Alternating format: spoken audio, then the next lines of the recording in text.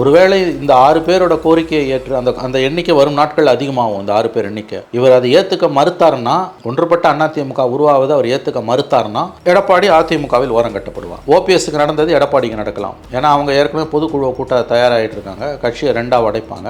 அப்போ எடப்பாடி கிட்ட எவ்வளோ எம்எல்ஏ போகிறாங்கன்னு பார்த்தீங்கன்னா, இவர்களிடம் இந்த 6 பேரிடம் தான் செல்வாக்கு பலம் அதிகமாக இருப்பதாக நான் கேள்விப்படுகிறேன். அது நடக்கும்னு நினைக்கிறீங்க? எனக்கு அது நடக்குமா நடக்காதான்னு தெரியல. ஆனால் இது இப்படியே போச்சுன்னா அது நடந்தால் ஆச்சரியம் இல்லை. இவங்க நான் மறுபடியும் சொல்கிறேன், ஒன்றுபட்ட அதிமுக தமிழ்நாட்டுக்கு ரொம்ப ரொம்ப ரொம்ப முக்கியம். பிரிஞ்சு கிடக்கிறதால தான் நம்ம தோத்துட்ருக்கோம். தொடர்ந்து தோக்கக்கூடாது, தோத்தா கட்சி காலி ஆகிடும்ன்ற மாதிரி பேசியிருக்காங்க. சில மணி நேரங்கள் இந்த பேச்சுவார்த்தை நடந்திருக்குது. முடிவு எட்டப்படவில்லை. அதன் பிறகு தொடர்ந்து பேசலாம், அடுத்த வாரம் பேசலான்னு அவங்க கலந்து சென்றதாக செய்திகள் வந்தது.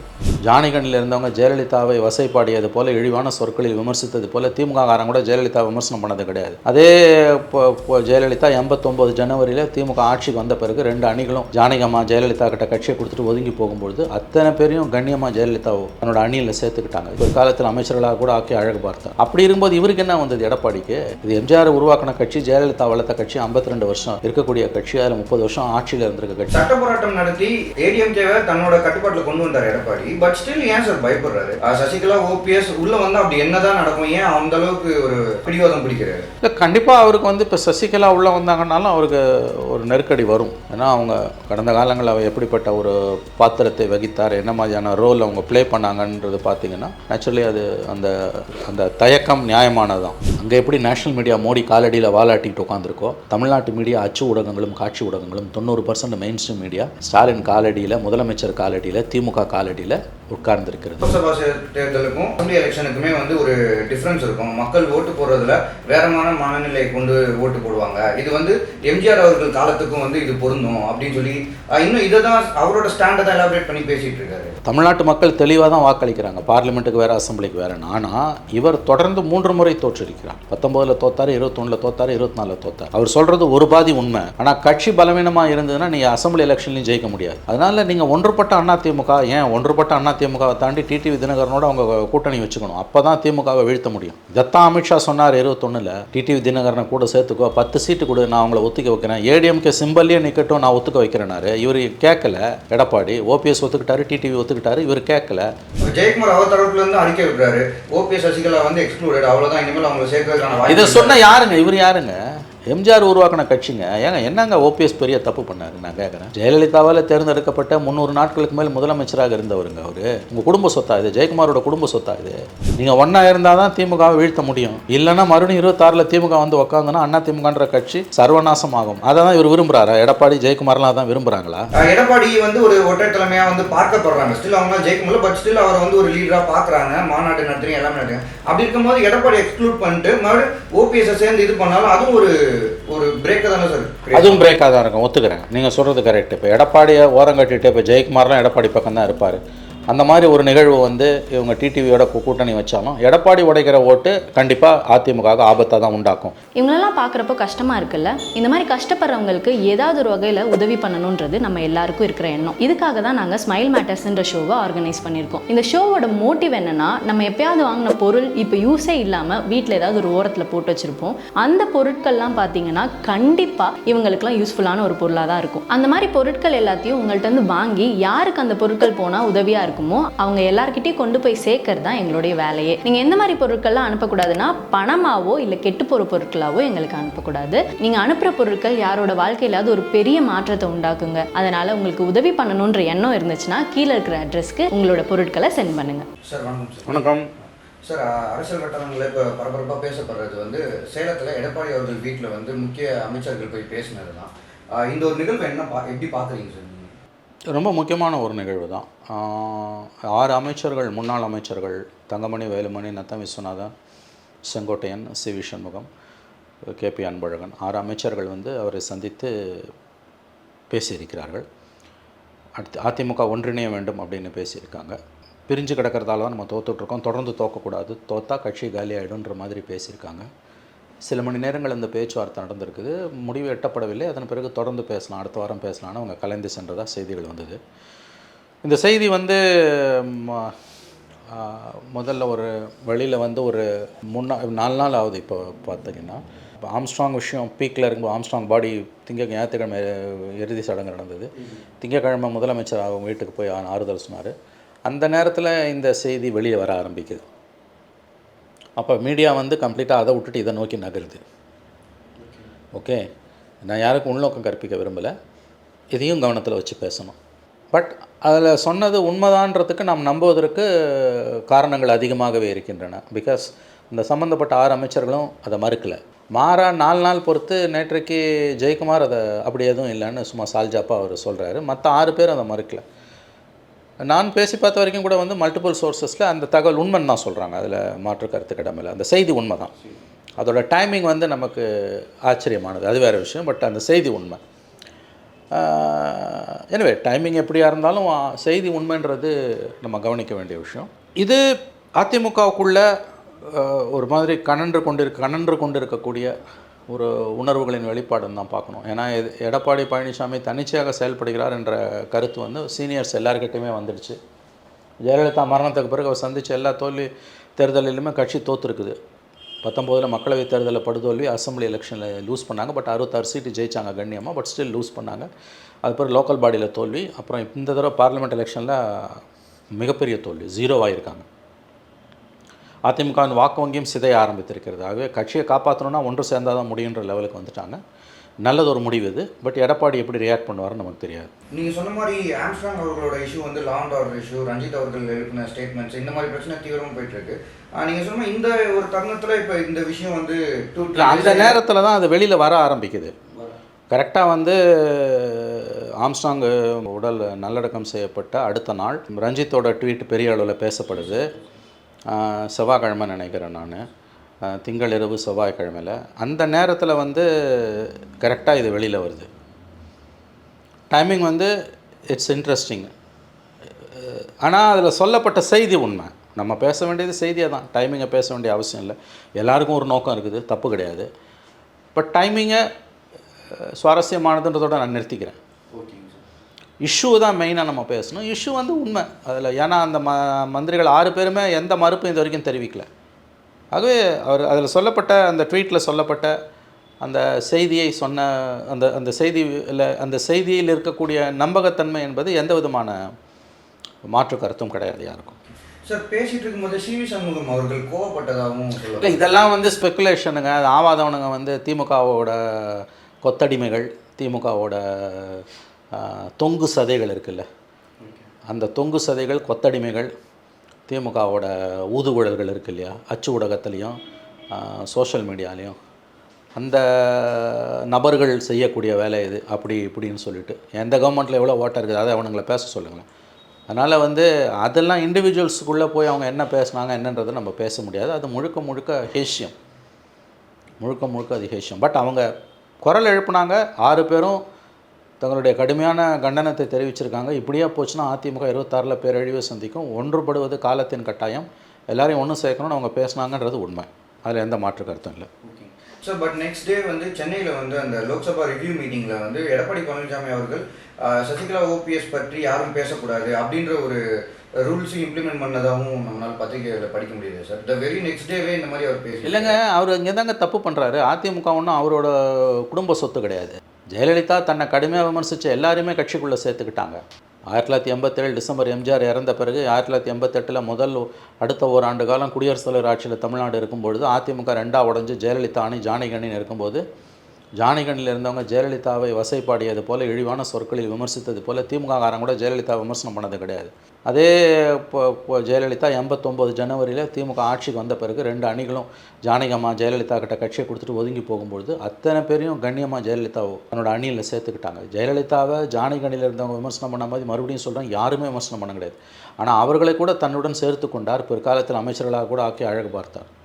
அப்படி இருக்கும்போது இவருக்கு என்ன வந்தது எடப்பாடிக்கு? இது எம்ஜிஆர் உருவாக்கின கட்சி, ஜெயலலிதா வளர்த்த கட்சி, 52 வருஷம் இருக்கக்கூடிய கட்சி, அதில் 30 வருஷம் ஆட்சியில் இருந்திருக்க கட்சி, தமிழ்நாட்டோட முதன்மையான கட்சி. இன்றைக்கி வந்து திமுக அரசுக்கு எதிர்க்கட்சியே இல்லாத ஒரு சூழ்நிலை ஏற்பட்டிருக்குது, ரொம்ப ஆபத்தானது. அந்த சூழ்நிலையில் பிரதான எதிர்க்கட்சியான அதிமுக பலவீனம் அடைவது தமிழ்நாட்டுக்கு நல்லது அல்ல. அதனால் இவங்க எல்லாரும் ஒன்று சேரணும்னு கேட்குற கோரிக்கையை அவர் வந்து உதாசீனப்படுத்துவார், சசிகலா ஓபிஎஸ் எல்லாம் சேர்த்துக்க மாட்டேன்னாருன்னா அது ரொம்ப ரொம்ப தவறான ஒரு வாதம். அப்படின்னா ஒரு கட்டத்தில் அவர் வாரம் கட்டப்படுவார். அது நடக்கும்னு நினைக்கிறீங்க? எனக்கு அது நடக்குமா நடக்காதான்னு தெரியல. ஆனால் இது இப்படியே போச்சுன்னா அது நடந்தால் ஆச்சரியம் இல்லை. யூசி இவங்க, நான் மறுபடியும் சொல்கிறேன், ஒன்றுபட்ட அதிமுக தமிழ்நாட்டுக்கு ரொம்ப ரொம்ப ரொம்ப முக்கியம். ஏன்னா திமுக அரசுக்கு இருக்கக்கூடிய திமுக அரசோட மிகப்பெரிய பலம் எதிர்க்கட்சி இங்கே இல்லை. இன்னும் சொல்லப்போனால் ஸ்டாலின் வந்து தமிழக வரலாறுலேயே ரொம்ப அதிர்ஷ்டசாலியான முதலமைச்சர். இந்த அதிர்ஷ்டம் வந்து எம்ஜிஆருக்கோ கலைஞருக்கோ ஜெயலலிதாக்கோ இருந்ததே கிடையாது. எப்படி எம்ஜிஆர் முதலமைச்சராக இருக்கும்போது வலுவான எதிர்க்கட்சி தலைவராக கலைஞர் இருந்தார். கலைஞர் முதலமைச்சராக இருக்கும்போது வலுவான எதிர்க்கட்சி தலைவராக கலைஞரை ஆட்டங்கானம் செய்யக்கூடிய அளவுக்கு எதிர்க்கட்சி தலைவராக ஜெயலலிதா இருந்தார். ஜெயலலிதா முதலமைச்சராக இருக்கும்போது ஜெயலலிதாவுக்கு நாளும் பொழுதும் குடைச்சல் கொடுத்துக்கிட்டு ஜெயலலிதாவை குதிக்காலில் நிற்க வைத்த எதிர்க்கட்சி தலைவராக கலைஞர் இருந்தார். எடப்பாடி பழனிசாமி முதலமைச்சராக இருக்கும்போது அவருக்கு எதிராக மிக வலுவான எதிர்க்கட்சி தலைவராக ஸ்டாலின் இருந்தார். இன்றைக்கி ஸ்டாலினுக்கு எதிர்க்கட்சி தலைவரே இல்லை. அதனால தான் சொல்கிறேன், Stalin is the most luckiest chief minister in Tamil Nadu politics. எதிர்க்கட்சிகளே இல்லை சுத்தமாக. நிரந்தர எதிர்க்கட்சியான மீடியா துரதிருஷ்டவசமாக இன்றைய ஆட்சியாளர்கள் திமுக காலடியில் வாலாட்டிக்கிட்டு உட்காந்துருக்கு. அங்கே எப்படி நேஷ்னல் மீடியா மோடி காலடியில் வாலாட்டிக்கிட்டு உட்காந்துருக்கோ, தமிழ்நாட்டு மீடியா அச்சு ஊடகங்களும் காட்சி ஊடகங்களும் 90% மெயின் ஸ்ட்ரீம் மீடியா ஸ்டாலின் காலடியில், முதலமைச்சர் காலடியில், திமுக காலடியில் உட்கார்ந்துருக்கிறது. இதுதான் உண்மை. ஆட்சியாளர்கள் காலடியில் உட்கார்ந்துருக்கிறது. இந்த நேரத்தில் பிரதான எதிர்க்கட்சியான அதிமுக பலவீனம் அடைவது தமிழ்நாட்டுக்கு ரொம்ப ரொம்ப ரொம்ப ரொம்ப ரொம்ப ஆபத்து. ஒரு வலிமையான ஜனநாயகத்திற்கு, ஒரு நல்ல அரசுக்கு ஆளும் கட்சி பலவீனமாக இருக்கலாம், ஆனால் எதிர்க்கட்சி பலவீனமாக இருக்கக்கூடாது. அது ஜனநாயகத்துக்கு சாபக்கேடு. அந்த விதத்தில் எடப்பாடி பழனிசாமி இப்படி அடம் பிடிப்பாரே ஆனால் அதிமுக தொடர்ந்து பலவீனம் அடையும். இதை அதிமுக தொண்டர்களும் தலைவர்களும் அனுமதிக்கக்கூடாது. ஓகேங்க சார். இப்போது எடப்பாடி நேற்று மீட்டிங்லேயே ஒரு விஷயம் பேசியிருக்காரு சார். என்ன சொல்கிறாருன்னா, நீங்கள் இப்போ சொன்னீங்களா அந்த டிரான்ஸ்ஃபர்மேஷன், ஜெயலலிதா அவர்களுடைய மறைவுக்கு பின்னாடி அந்த கட்சி எந்தெந்த எலெக்ஷனை எப்படி தோத்தாங்க அப்படின்றது. பட் அவர் ஸ்டில் என்ன சொல்கிறாருன்னா, லோக்சபா தேர்தலுக்கும் அசம்பிளி எலெக்ஷனுக்குமே வந்து ஒரு டிஃப்ரென்ஸ் இருக்கும். மக்கள் ஓட்டு போடுறதுல வேறமான மனநிலை கொண்டு ஓட்டு போடுவாங்க. இது வந்து எம்ஜிஆர் அவர்கள் காலத்துக்கும் வந்து இது பொருந்தும் அப்படின்னு சொல்லி இன்னும் இதை தான் அவரோட ஸ்டாண்டை தான் எலாபரேட் பண்ணி பேசிகிட்டு இருக்காரு. இல்லை, அவர் சொல்கிறது உண்மை, அதை மறுக்க முடியாது. தமிழக மக்கள் 1980 இந்திரா காந்தி, கருணாநிதி, திமுக காங்கிரஸ் கூட்டணிக்கு 37 சீட்டு கொடுத்துட்டு வெறும் 2 சீட்டு எம்ஜிஆர் கொடுத்தாங்க. 3 மாதத்தில் கருணாநிதியோட வற்புறுத்தலால் இந்திரா காந்தி ஆட்சியை கலைச்சாங்க, எம்ஜிஆர் ஆட்சியை. அதுக்கு பிறகு 3 மாதம் கழிச்சு அதே காங்கிரஸ் திமுக கூட்டணி மண்ணை கவ்வியது. எம்ஜிஆர் 130 சீட்டு ஜெயிச்சு வந்து உட்காந்தார். தமிழ்நாட்டு மக்கள் தெளிவாக தான் வாக்களிக்கிறாங்க, பார்லிமெண்ட்டுக்கு வேறு, அசம்பிளிக்கு வேறு. ஆனால் இவர் தொடர்ந்து 3 முறை தோற்றிருக்கிறார். 19 தோத்தார், 21 தோத்தார், 24 தோத்தார். அவர் சொல்கிறது ஒரு பாதி உண்மை. ஆனால் கட்சி பலவீனமாக இருந்ததுன்னா நீங்கள் அசம்பிளி எலெக்ஷன்லையும் ஜெயிக்க முடியாது. அதனால் நீங்கள் ஒன்றுபட்ட அதிமுக, ஏன் ஒன்றுபட்ட அதிமுகவை தாண்டி டிடிவி தினகரனோட அவங்க கூட்டணி வச்சுக்கணும். அப்போ தான் திமுகவை வீழ்த்த முடியும். இதைத்தான் அமித்ஷா சொன்னார் 21. டிடிவி தினகரனை கூட சேர்த்துக்கோ, 10 சீட்டு கொடு, நான் அவங்கள ஒத்துக்க வைக்கிறேன். ஏடிஎம்கே சிம்பல்லையே நிற்கட்டும், நான் ஒத்துக்க வைக்கிறேனாரு. இவர் கேட்கல. எடப்பாடி ஓபிஎஸ் ஒத்துக்கிட்டாரு, டிடிவி ஒத்துக்கிட்டாரு, இவர் கேட்கல. அதனோட விளைவு டிடிவி உடைச்ச 23 சீட்டில் டிடிவி கட்சி வாங்கின அம்மா மக்கள் முன்னேற்ற கழகம், அமமுக வாங்கின ஓட்டுகளால் தான் அதிமுக 23 சீட்டை தோற்றுது. இல்லாட்டி ரிசல்ட் வேறன்னா திமுக தனிப்பெருங்கட்சியாக வந்திருக்கும், மெஜாரிட்டி கிடச்சிருக்காது. 2006 மாதிரி மைனாரிட்டி கவர்மெண்ட்டாக தான் இருந்திருக்கும். மேக்ஸ் மட்டும் இல்லை, கெமிஸ்ட்ரியும் ஒர்க் அவுட் ஆகிருக்கும். ஆனால் அதுக்கு வந்து அதிமுக ஒன்றுபடணும்னா இப்போ டிடிவியை உள்ளே சேருன்னு யாரும் சொல்லலை. ஓபிஎஸ்ஸையும் சசிகலாவையும் சேர்க்க சொல்கிறாங்க. இவர் அதை ஒத்துக்க மாட்டான் அப்படின்னாருன்னா கண்டிப்பாக இவர் நகர்த்தப்படுவார். ஒருவேளை இந்த 6 பேரோட கோரிக்கையை ஏற்று அந்த எண்ணிக்கை வரும் நாட்கள் அதிகமாகும். இந்த 6 பேர் எண்ணிக்கை இவர் அதை ஏற்றுக்க மறுத்தாருன்னா, ஒன்றுபட்ட அதிமுக உருவாவதை அவர் ஏற்றுக்க மறுத்தார்னா எடப்பாடி அதிமுகவில் ஓரங்கட்டப்படுவார். ஓபிஎஸ்க்கு நடந்தது எடப்பாடிக்கு நடக்கலாம். ஏன்னா அவங்க ஏற்கனவே பொதுக்குழுவை கூட்ட தயாராகிட்டு இருக்காங்க, கட்சியை 2ஆக உடைப்பாங்க. அப்போ எடப்பாடி கிட்ட எவ்வளோ எம்எல்ஏ போகிறாங்கன்னு பார்த்தீங்கன்னா இவர்களிடம், இந்த 6 பேரிடம்தான் செல்வாக்கு பலம் அதிகமாக இருப்பதாக நான் கேள்விப்படுகிறேன். சார், இப்போது எடப்பாடி வந்து ஒரு ஸ்டாண்ட் எடுக்கிறாரு. அதாவது நான் இனிமே தனி ஒற்றை தலைமையை வந்து தொடர்ந்து இது பண்ணும் அப்படின்னு சொல்லி. இதுக்கு பின்னாடி நிறைய சப்போர்ட்டர்ஸ் இருக்க மாதிரி எப்படி சார் பார்க்குறீங்க? 2 பேர் சப்போர்ட்டர்ஸ் இல்லை. ஜெயக்குமார் அவர் தரப்புலேருந்து அறிக்கை விடுறாரு, ஓபிஎஸ் சசிகலா வந்து எக்ஸ்க்ளூடட், அவ்வளோதான், இனிமேல் அவங்களை சேர்க்கறதுக்கான இதை சொன்ன யாருங்க? இவர் யாருங்க? எம்ஜிஆர் உருவாக்கின கட்சிங்க. ஏங்க என்னங்க ஓபிஎஸ் பெரிய தப்பு பண்ணார்? நான் கேட்குறேன். ஜெயலலிதாவால் தேர்ந்தெடுக்கப்பட்ட 300 நாட்களுக்கு மேல் முதலமைச்சராக இருந்தவருங்க அவர். தீண்டாமை இல்லையா அது? உங்கள் கட்சியிலே இருந்த ஒருத்தனை நீங்கள் வந்து உன்னோட அத்தாரிட்டியை சேலஞ்சு பண்ணான்னு நீ தூக்கி வெளியில் போட்டுட்டு சேர்த்துக்க மாட்டேன்னு சொன்னால் அது யார் உருவாக்கின கட்சி? உங்கள் குடும்ப சொத்தா இது? ஜெயக்குமாரோட குடும்ப சொத்தா இது? ஒன்றுபட்ட அதிமுக வேண்டும் என்ற கோரிக்கையை எல்லா அதிமுக தொண்டனும் மனப்பூர்வமாக ஏற்றுக்கொள்ளுகிறான். எல்லா அதிமுக தொண்டனும் மனப்பூர்வமாக அதை ஏற்றுக்கொள்கிறான். கட்சியிலே இருந்தவர் தானே ஓபிஎஸ். ஒவ்வொரு தடவையும் ஜெயலலிதா ஜெயிலுக்கு போகும்போதும் யாரை சிஎம் ஆக்கிட்டு போனாங்க? எடப்பாடி ஆக்கிட்டு போனாங்க. ஓபிஎஸ் தான் ஆக்கிட்டு போனாங்க. அப்புறம் நான் கட்சியில் சேர்த்துக்க மாட்டேன்னு சொன்னால் என்னங்க நியாயம் அது? இது தீண்டாமைங்க இது. இன்னொன்று இதை சொல்ல இவர்கள் யார்? இவங்க சொத்து கிடையாதுங்க இது. 52 வருஷமாக எம்ஜிஆர் ஆரம்பித்த கட்சி, 30 வருஷம் தமிழ்நாட்டை ஆண்ட கட்சி, எவ்வளோ நல்லது கெட்டதை பார்த்த கட்சி, இன்றைக்கி எதிர்க்கட்சி வரிசையில் திணறிக்கிட்டு இருக்குது. ஸ்டாலின் அரசாங்கத்தோட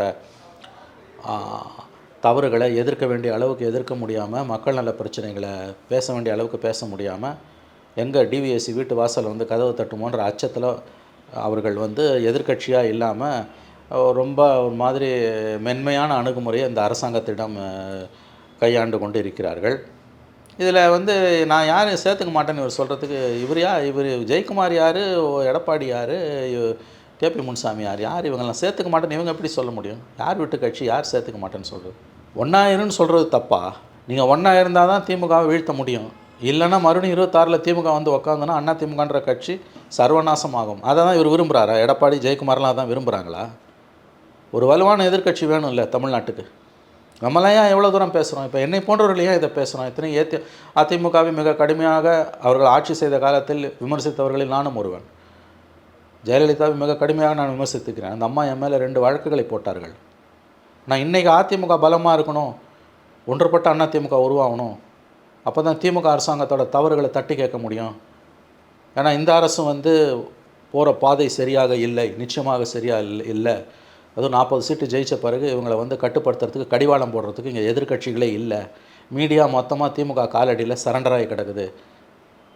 இந்த பின்புலத்தில் தான் நம்மெல்லாம் ஒன்றுபட்ட அதிமுக வேணும்னு சொல்கிறோம். ஒன்றுபட்டால் உண்டு வாழ்வு, நம்மில் ஒற்றுமை நீங்கிடில் அனைவருக்கும் தாழ்வு, பாரதியோட வரிகள். இந்த உண்மையை சொல்கிறதுக்காக நீங்கள் வந்து விமர்சனம் பண்ணுவீங்களா? சேர்த்துக்க மாட்டேன்னு சொல்கிறதே ரொம்ப அவலமானதுங்க. இது தீண்டாமை. உங்கள் கூட தான் நடந்தார் ஓபிஎஸ். சரி 2 வருஷம் ஆச்சு அவர் வெளியில் அனுப்பி. நடந்தவை ஆகட்டும், இப்படி நடப்பவை நல்லவை ஆகட்டும். இப்படியே தொடர்ந்து இவங்க வந்து எடப்பாடியோ ஜெயக்குமாரோ, குறிப்பாக எடப்பாடி இப்படி வந்து தொடர்ந்து நான் உங்களெல்லாம் சேர்த்துக்க மாட்டேன்னு சொல்லிகிட்டே இருந்தாருன்னா இந்த 6 பேரோட குரல், அது ஒரு நாட்கள் அந்த 6 பேர் எண்ணிக்கை அதிகமாகும். இப்படியே பேசிகிட்டு இருந்தாருன்னா ஓபிஎஸ்க்கு நடந்தது எடப்பாடிக்கு நடக்கும். எடப்பாடி கட்சியில் ஓரங்கட்டப்படுவார். எடப்பாடியை தவிர்த்த ஒன்றுபட்ட அதிமுக உருவாகும். சார் அது ஒர்க் ஆகுமா சார்? இப்போ ஒருங்கிணைந்த அதிமுக தான் வந்து பவர் எல்லாமே. நீங்கள் சொல்கிற மாதிரி அமமுகவையும் சேர்த்துக்கிட்டா தான் அவங்களால ஈஸியாக ஸ்கோர் பண்ணி மேலே முடியும். அது வந்து ரொம்ப ஒரு முக்கியமான ஒரு பாயிண்ட் அது. அப்படி இருக்கும்போது இன்னைக்கு வந்து எடப்பாடி வந்து ஒரு ஒற்றை தலைமையாக வந்து பார்க்கப்படுறாங்க. ஸ்டில் அவங்களால ஜெயிக்க முடியல, பட் ஸ்டில் அவரை வந்து ஒரு லீடராக பார்க்குறாங்க. மாநாடு நடத்துறீங்க, எல்லாமே நடத்துறீங்க. அப்படி இருக்கும்போது எடப்பாடி எக்ஸ்க்ளூட் பண்ணிட்டு மறுபடியும் ஓபிஎஸ்ஸை சேர்ந்து இது பண்ணாலும் அதுவும் ஒரு பிரேக்காக தானே சார்? அதுவும் பிரேக்காக தான் இருக்கும், ஒத்துக்கிறேன். நீங்கள் சொல்கிறது கரெக்ட். இப்போ எடப்பாடியை ஓரம் கட்டிட்டு இப்போ ஜெயக்குமார்லாம் எடப்பாடி பக்கம் தான் இருப்பார். அந்த மாதிரி ஒரு நிகழ்வு வந்து இவங்க டிடிவியோட கூட்டணி வச்சாலும் எடப்பாடி உடைக்கிற ஓட்டு கண்டிப்பாக அதிமுக ஆபத்தாக தான் உண்டாக்கும். எடப்பாடியை ஓரம் கட்டிட்டு அதிமுக ஒன்றுபட்ட அதிமுக உருவாச்சுன்னா அது ஒன்றுபட்ட அதிமுகன்னு அதை சொல்லவே முடியாது. அப்பயும் அது பிளவுண்ட அதிமுக தான் இருக்கணும். அதனால் எல்லாருக்கும் புத்தி வரணும். உங்கள் பிரதான எதிரி யாருங்க? திமுகவா இல்லை ஓபிஎஸ்ஸா? எடப்பாடியை நான் கேட்குறேன். உங்கள் எதிரி யார்? உங்கள் எதிரி திமுக. பிரதான எதிரி திமுக, பொது எதிரி திமுக. நீ வந்து அதை விட்டுட்டு எனக்கு ஓபிஎஸ் தான் எதிரி, சசிகலா தான் எதிரின்னா அப்போ இது என்ன அரசியல்? இது ஒன்று சேருன்னு சொல்கிறது தப்பாங்க. நீங்கள் ஒன்று சேர்ந்த காலத்தில் தான் திமுகவை வீழ்த்திருக்கீங்க, பிரிஞ்ச காலத்தில் கிடையாது. ஜெயலலிதா உதாரணம் காட்டாதீங்க. நீங்கள் ஒன்றும் ஜெயலலிதா கிடையாது. தூக்கி எல்லோரும் வெளியில் போட்டு விட்டு அந்த அம்மா தனி ஒத்த மனுஷன் வந்து அந்த அம்மாவால் சண்டை போட முடியும். ஆனால் அந்த அம்மா அப்படி போட்டதில்லை. எல்லாரையும் அரவணைச்சு தான் அந்த அம்மா போயிருக்காங்க. ஆனானப்பட்ட ஜெயலலிதாவே தன்னை கடுமையாக, ஏங்க ஜெயலலிதாவை சரியாத விமர்சனமாங்க. அதுவும் ஒரு பெண்ணை நினச்சே பார்க்க முடியாத அளவுக்கு எவ்வளோ கேவலமாக விமர்சனம் பண்ண முடியுமோ பண்ணாவணுங்க எல்லாரும். அத்தனை பேரும் மந்திரியாக இருந்தாங்க ஜெயலலிதா பீரியடில் 5 வருஷம் 10 வருஷம். அந்த அம்மா அவங்கள கூட சேர்த்துக்கல. அப்போ சேர்த்துக்கல உங்களுக்கு என்ன நஷ்டம்? ஆகவே எடப்பாடியோட இந்த பிடிவாதம் அவருக்கும் நல்லதில்லை, அதிமுகவும் நல்லதில்லை. நீங்கள் சொன்ன ஒரு பாயிண்ட்டு கரெக்ட். ஒருவேளை எடப்பாடி ஓரங்கட்டப்பட்டு இந்த 6 பேர் தலைமையில் இவங்க ஒன்றிணைந்து டிடிவியோட அலையன்ஸ்லாம் வச்சுக்கிட்டாங்கன்னா, ஓபிஎஸ் சசிகலாலாம் சேர்த்துக்கிட்டு எடப்பாடி தனி கட்சியை நடத்தினார்னா அப்பயும் அதிமுக பாதிப்பு தான். அதனால் எல்லாருக்கும், எல்லா தரப்புக்கும் அதிமுகக்குள்ளே புத்தி வரணும். அதுதான் அவங்களுக்கும் நல்லது, தமிழ்நாட்டு அரசியலுக்கும் நல்லது. நான் மறுபடியும் சொல்கிறேன், தமிழ்நாட்டில் இன்றைக்கி எதிர்க்கட்சிகளே இல்லாத ஒரு சூழ்நிலை இருக்குது. இது தமிழ்நாட்டுக்கு ரொம்ப ஆபத்து, அதிமுகவுக்கும் ஆபத்து. இது இப்படியே போச்சுன்னா 26 வந்து நீங்கள் மறுபடியும் இன்னொரு டேர்ம் திமுக கொடுத்தீங்கன்னா சர்வநாசம். நீங்கள் அங்கே எப்படி மோடிக்கு எதிராக எதிர்க்கட்சிகளே இல்லாத சூழ்நிலை இருக்குதோ இப்போ தான் வந்திருக்குது. 10 ஆண்டுகளாக அங்கே மோடிக்கு எதிராக எதிர்க்கட்சியே இல்லாமல் இருந்தனால தான் பல நஷ்டங்கள் நாட்டுக்கு ஏற்பட்டது. இப்போ தான் ஒரு நல்ல மாற்றம் ஏற்பட்டிருக்கு. 99 சீட்டு வாங்கி 220 சீட்டு இந்தியா பிளாக்கு வந்து நல்ல ஒரு எதிர்க்கட்சி டெல்லியில் அமைஞ்சிருக்கு. அதே நிலைமை தமிழ்நாட்டில் வரணும். அப்போ தான் ஜனநாயகத்துக்கு நல்லது. இந்த புரிதல் எடப்பாடிக்கு வேண்டும். இல்லைனா அதிமுக மறுபடியும் சொல்கிறோம், அதிமுகவை யாரும் காப்பாற்ற முடியாது. நீங்கள் கேட்ட அந்த கேள்வி நல்லது. எடப்பாடியை தவிர்த்த அதிமுக உருவானாலும் அது நஷ்டம்தான் அதிமுக. சார், இன்னொரு முக்கியமான விஷயம், நேற்று மீட்டிங்கில் அவர் பேசியிருக்காரு. 2026 தேர்தலுக்கு பிஜேபியோட நம்ம கூட்டணி வைக்க போகிறது இல்லை, நம்ம அதில் வந்து ரொம்ப தெளிவாக இருக்கும் அப்படின்னு சொல்கிறாரு. இந்த சைடு பார்த்தீங்கன்னா தொடர்ந்து விடுதலை சிறுத்தைகள் வந்து திமுகவோட ரொம்ப ஒரு ஸ்ட்ராங்கான ஒரு எதிர்ப்புகளை முன் வச்சுட்டே இருக்காங்க. ஆம்ஸ்ட்ராங் அவர்களோட மரணத்துலையா இருக்கட்டும், கள்ளச்சாராய விவகாரத்துலையா இருக்கட்டும், இது இருக்காங்க. இவர் ஆனால் ப்ளஸ் எடப்பாடி இன்னமும் அதோட சேர்ந்து என்ன சொல்கிறாங்கன்னா, பிஜேபியோட கூட்டணி இல்லை, அண்ட் ஆல்சோ நம்ம ஒரு ரொம்ப முக்கியமான ஒரு கூட்டணியோட 2026 எலெக்ஷனை ஃபேஸ் பண்ணுவோம், ரொம்ப பெரிய கூட்டணியாக இருக்கும் அது அப்படின்னு சொல்கிறாரு. இதெல்லாம் வச்சு பார்க்கும்போது ஏதாவது என்ன சொல்ல? அதாவது உங்கள் கேள்வி என்னென்னா, பிஜேபியோட இல்லைன்னு உறுதியாக எடப்பாடி சொல்கிறாரு. திமுக மீது விமர்சனங்கள் இருக்குது, குறிப்பாக ஆம்ஸ்ட்ராங் விஷயத்துலலாம். அப்படி இருக்கும்போது கூட்டணிகளில் மாற்றம் வருமானு நீங்கள் கேட்குறீங்க. இந்தியா பிளாக்கில் திமுக தலைமையிலான கூட்டணியில் மாற்றங்கள் வருமானு அதை இப்போ சொல்ல முடியாது. இதுக்கு வந்து ஆம் அல்லது இல்லைன்னு இப்போ நம்ம சொல்ல முடியாது. இன்னும் எலெக்ஷன்ஸ் ஆர் ஃபாராவே, 22 மாதம் இருக்குது. அண்ட் அரசியலில் வந்து எதுவுமே நிரந்தரம் கிடையாது. நிரந்தர நண்பனும் கிடையாது, நிரந்தர பகைவனும் கிடையாது. என்ன வேணால் நடக்கலாம். அதனால் அந்த ஆங்கிளில் இப்போ நம்ம பேச முடியாது. ஹேஷியத்தின் அடிப்படையில் பேச முடியாது. திருமாவுக்கு ஒரு கடுமையான அதிருப்தி கழுத்தளவுக்கு இருக்கிறது திமுக அரசாங்கத்தின் மீது, திமுக செயல்பாடுகளின் மீது. திருமாவளவனுக்கு, விசிக தலைவர் திருமாவளவனுக்கு கழுத்தளவுக்கு விமர்சனங்கள் திமுக மீது இருக்கின்றன, வருத்தங்கள் இருக்கிறது. பட் அவரால் கூட்டணியை விட்டு வெளியில் போகிற அளவுக்கு அந்த வருத்தங்கள் வலுப்பெற்று இருக்கின்றன என்ன கேட்டிங்கன்னா, அதுக்கு இப்போ பதில் இல்லை. 26 என்ன நடக்கும்னு இப்போ நம்ம சொல்ல முடியாது. The field is white open. பிஜேபியோட நான் போலன்னு திரும்ப எடப்பாடி பேசுகிறதுன்றது வரவேற்கத்தக்கது, ரொம்ப நல்லது. ஆனால் இந்த 6 பேரோட கை ஓங்கி மற்றவங்களெல்லாம் உள்ளே சேர்த்துக்கிட்டாங்கன்னா, கட்சியோட கருத்து வந்து பிஜேபியையும் சேர்த்துக்கணும். நம்ம இருந்த 21 மெகா அலையன்ஸுக்கு போகணும். ஏடிஎம்கே, பாமக, பிஜேபி, தேமுதிக எல்லாரையும் நம்ம சேர்த்துக்கணும்னு வரும்போது, பிஜேபியை தவிர்த்த ஒரு மெகா அலையன்ஸை அதிமுகவால் உருவாக்க முடியுமானா அது கடினமான ஒரு கேள்வி. அது வந்து இப்போ அதுக்கு பதில் சொல்ல முடியாது. இப்போ இம்மிடியட் ப்ரியாரிட்டி அதிமுகவை பொறுத்த வரையிலும் ஒவ்வொரு தொண்டனும் விரும்புவது ஒன்றுபட்ட அதிமுக. அது டிடிவியோட கூட்டணி வச்சுக்கணும். இதுதான். மற்றதெல்லாம் பிஜேபியை பற்றி அவர் பேச வேண்டிய அவசியம் எல்லாம் வந்து இப்போ தேவையில்லை என்பது தான் சராசரி அதிமுக தொண்டனோட கருத்து. சட்ட போராட்டம் நடத்தி ஏடிஎம்கேவை தன்னோட கட்டுப்பாட்டில் கொண்டு வந்தார் எடப்பாடி. பட் ஸ்டில் ஏன் சார் பயப்படுறாரு? சசிகலா, ஓபிஎஸ் உள்ளே வந்தால் அப்படி என்னதான் நடக்கும்? ஏன் அந்த அளவுக்கு ஒரு பிடிவாதம் பிடிக்கிறாரு? இல்லை, கண்டிப்பாக அவருக்கு வந்து இப்போ சசிகலா உள்ளே வந்தாங்கன்னாலும் அவருக்கு ஒரு நெருக்கடி வரும். ஏன்னா அவங்க கடந்த காலங்களில் அவர் எப்படிப்பட்ட ஒரு பாத்திரத்தை வகித்தார், என்ன மாதிரியான ரோல் அவங்க ப்ளே பண்ணாங்கன்றது பார்த்திங்கன்னா நேச்சுரலி அது அந்த அந்த தயக்கம் நியாயமானதான். பட் பாலிட்டிக்ஸ்ன்றது அதோடு நின்றுடாதில்ல. சசிகலாவை பற்றின உங்களுடைய அந்த ஒரு பயம் அல்லது வந்து அந்த ஒரு கரிசனம், அல்லது அந்த ஒரு கரிசனம் இல்லை பயம், அந்த ஒரு நிச்சயமற்ற தன்மை வந்து உங்களோட நீண்டகால அரசியலுக்கான அடித்தளமாக அமைய முடியாது. Sasikala one of the factors. Sasikala மட்டுமே இஷ்யூ கிடையாது. இதை புரிஞ்சுக்கணும் எடப்பாடி. எல்லாரும் பிரதான தலைவர்கள் எல்லாருமே வேணும்னும் போது, கூட்டணி வேணும்னு போது ஏன் அவர் கூட்டணி வேணுன்ற இவர் சொல்லுக்கு என்ன மரியாதை இருக்குது? இப்போ விக்கிரவாண்டி எலெக்ஷனில் 82% போல் இருக்குது. அதிமுக ஓட்டெல்லாம் ஊந்துருக்குது. யாருக்கு ஊந்துன்னு தெரியாது. அப்போ எடப்பாடியோட வார்த்தைக்கு கீழே அதிமுக தொண்டங்கிட்ட மதிப்பில்லைன்னு தானே ஆகுது. அதிமுக தேர்தலை புறக்கணித்த பிறகு 82% ஓட்டு எப்படிங்க வரும்?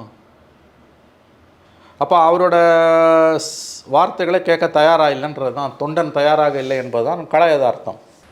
சார், குறிப்பாக அதே விக்ரவாண்டி எலெக்ஷன் அந்த கேம்பெயினில் ஓபிஎஸ் அவர்களும் சரி, அண்ணாமலை அவர்களும் ரொம்ப அவங்களோட எடப்பாடி மீதான எதிர்ப்பை ரொம்ப பகிரங்கமாக முன் வச்சாங்க சார். அதாவது ஏடிஎம்கே ஒன்றியம் அப்படின்னு இந்த சைடு ஒரு பக்கம் போயிட்டு இருக்கும்போது ஓபிஎஸ் அந்த சைடு இப்படி பேசுகிறது எப்படி சார் பார்க்குறீங்க? அது அவர் தன்னுடைய காழ்ப்புணர்ச்சியை காட்டிக்கொள்ளுகிறார். நான் சொல்லேன், எடப்பாடி பிடிவாதம் பிடிச்சு அதிமுக இப்படியே இருந்ததுன்னா அதிமுக நஷ்டம். எடப்பாடியை தூக்கிட்டு மற்ற 6 பேர் இப்போ சொன்னவங்க அவங்க கை ஓங்கி அதிமுக வந்து எடப்பாடி தனி கச்சேரி நடத்தினா அப்பயும் அதிமுக நஷ்டம். எது லாபம்னா இவங்க அத்தனை பேர் ஒன்று சேரணும். எடப்பாடியையும் இவங்க அரவணைச்சு போகணும், இவங்களையும் எடப்பாடி அரவணைச்சு போகணும். டிடிவியை இவங்க அலையன்ஸ் வச்சுக்கணும். ஏன்னா அவர் தனி கட்சின்னு போயிட்டார். அப்படி இருந்ததுன்னா தமிழ்நாடு பாலிடிக்ஸ் வேறுங்க. தன்னுடைய பிரதான எதிரி ஸ்டாலினா, ஓபிஎஸ் அல்லது சசிகலாவா என்பதை எடப்பாடி தான் முடிவு செய்யணும்.